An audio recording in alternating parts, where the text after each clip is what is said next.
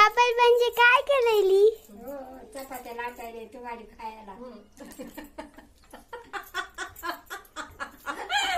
परीला फाशी दे बाई. दुखायला दुखून जाईल माझा. दुखायले तुमचं दवाखान्यात जायचंय आता. काही पण दुखायलेला माणूस कधी असू शकत नाही. दुखायला हसत नाही काय मग बसाव का रडाव का? हा